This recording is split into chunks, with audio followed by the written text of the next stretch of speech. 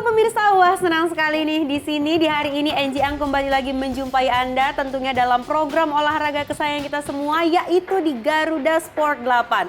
Dan dari studio Garuda TV, Angie hari ini spesial menghadirkan bintang tamu untuk membahas mengenai timnas Indonesia. Ada Coach Justin atau Coachy. Enaknya dipanggil apa, Coach? Kok kamu tahu panggilnya Coachy? Ya iyalah, siapa coba yang nggak kenal sama Coach Justin ya kan, biar akrab Coachy aja boleh. Boleh. Nah ini sekarang kita lagi mau bahas kegegeran, apalagi di pemberitaan di mana-mana timnas Indonesia, baik itu yang senior ataupun mau yang U23 itu lagi kayaknya, wah di mana-mana ngomongin itu nih Coach.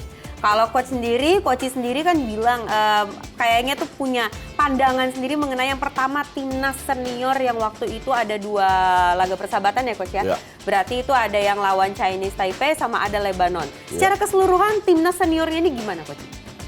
Gue di beberapa akun sebelumnya, sebelum bertanding, gue lupa sama Helmi Yahya kalau nggak salah adalah gue bilang, gue akan sangat kecewa kalau Patrick Kluivert tidak berani bereksperimen. Oke. Gue bilang juga, gue pengennya main 4-2-3-1, 4-3-3, 4-2-3-1. Sekali-sekali cuma main 4 back karena ini uji coba. Tujuan uji coba adalah bereksperimen. Dan itu dilakukan. Whatever hasilnya, cara bermainnya minimal penonton, bukan hanya pelatih, penonton semua bisa ngelihat bedanya main 3 back dengan 4 back seperti apa. Lawan pertama, lawan lemah, China Taipei. Dalam arti mereka nggak bertahan lah, jadi mereka juga pengen keluar.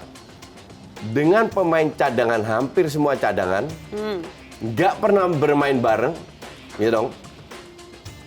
Yang mereka tunjukkan luar biasa. Terutama pemain-pemain, gue lihat ada sedikit kayak dendam positif. Dendam apa nih? Ini pemain pelapis pemain. Semuanya pemain berarti? Pelapis. Yang ini menunjukkan contoh Marek Klok di pelatih sebelumnya, mas sekarang kan ya dipanggil nggak. Marek Klok salah satu pemain terbaik kemarin. Dan kalau nggak salah ini match yang benar-benar bagus banget dari Marek Klok. Satu. Kedua, Reinders kan sebelumnya selalu diremehkan. Bahkan pernah di bench saja nggak ada. Padahal pemain naturalisasi loh. Dan Reinders itu setiap minggu main di Eredivisie, which is liga nomor 6 di Eropa. Yes. Oke? Nggak dipakai kan sama sekali. Kemarin Reinders main di posisi yang baru buat dia, belakang striker. Quite good, not bad. Ini kita ngomongin berarti formasi dan siapa-siapa yang diturunkan starting 11-nya berarti ya? Yang pertama dulu, match pertama, oke? Lawan China Taipei. Shane Patinama. Nyaris nggak dipakai lagi. Main luar biasa. Beckham menunjukkan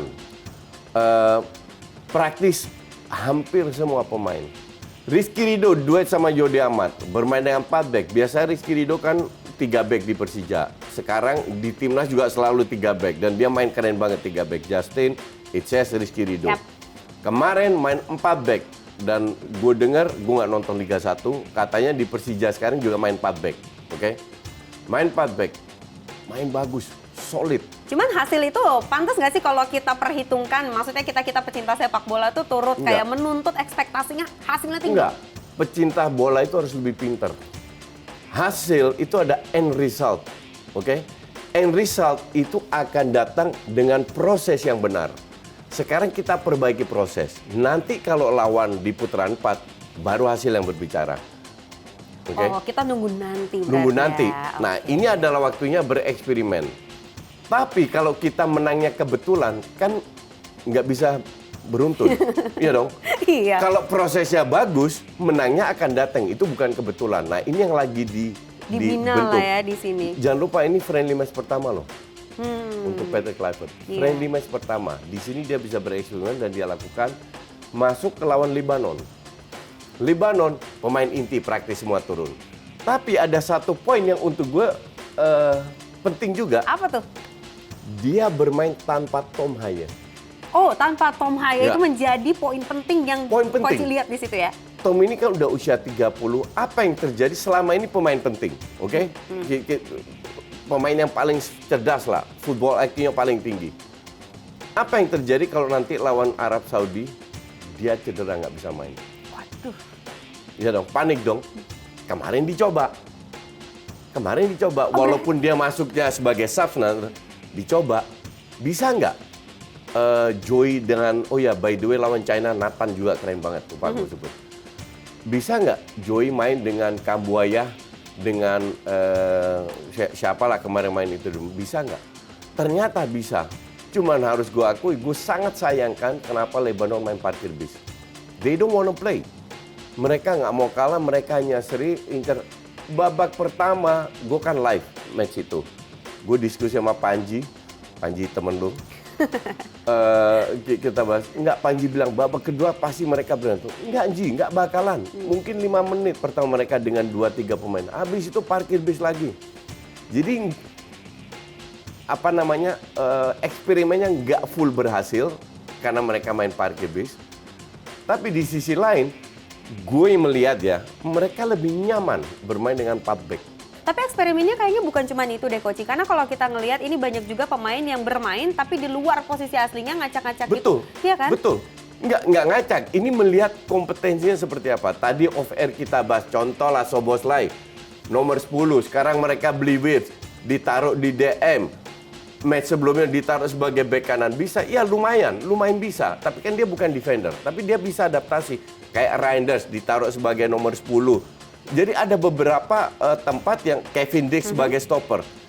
Sekarang nih, Angie, dulu gue selalu bilang, kalau main 4 back, Hilgers harus main. Dengan segala respect untuk Rizky Ridho. Oke? Kalau 3 back, Rizky Ridho, Itses, Justin. Tapi kemarin gue lihat Kevin Dix main di center back, fix Kevin Dix. Keren gitu ya Coach ya? Fix Kevin Dix. Untuk ternyata, gue, padahal sebelum-sebelumnya nggak kelihatan tuh. Dia main di kanan. Iya, kita nggak pernah tahu gitu kan. Justru winger itu, untuk gue, harus yang kecil, lincah kayak Dean James. Dean James crossingnya luar biasa. Kelvin Verdong. Di kanan kita punya Walsh sama Jakob Sayuri. Oke? Tergantung pelatih maunya apa. Kalau lebih menyerang, mungkin Jakob.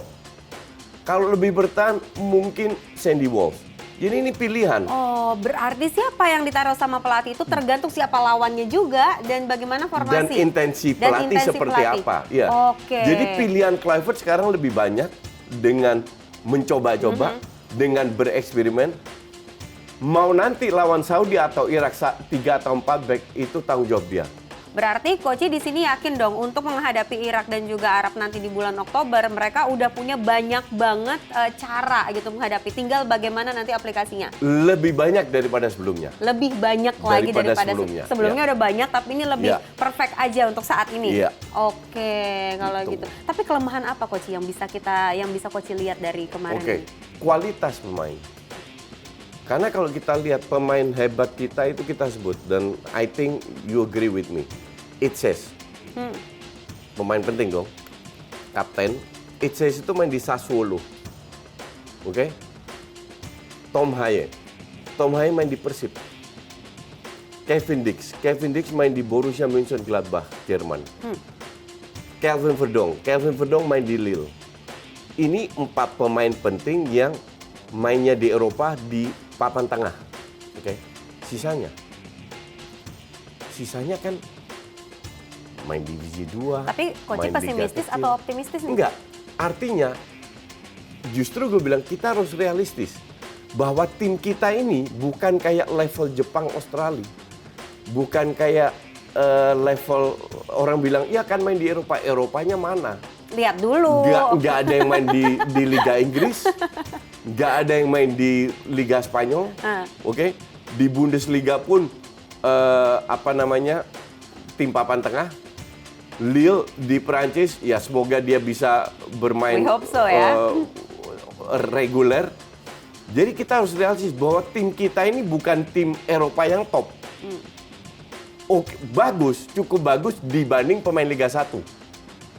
Oke? Jadi perbandingannya kita juga harus realistis. Harus realistis. Gitu ya, Coach? Kan tidak tanpa alasan kita berada di rank berapa, 118 atau berapa, rank 100 ke atas sedikit lah, oke? Lawan kita itu rank 58, tapi kita juga udah 2 kali ketemu mereka dan nggak kalah. Lawan Irak kita kalah, oke? Tapi kan dengan pelatih yang berbeda. Yes. Nah sekarang kita belum tahu nih gimana ya. Mereka harus menunjukkan bahwa dengan beberapa suntikan pemain baru, Emiliano Jonathan untuk gue keren. Keren, tapi tahan dulu Coach, udah nggak sabar ya mau bahas Emiliano Jonathan. Sabar dulu pemirsa, di sini jangan kemana-mana, Angie dan Coach akan segera kembali untuk kembali membahas mengenai Timnas Indonesia.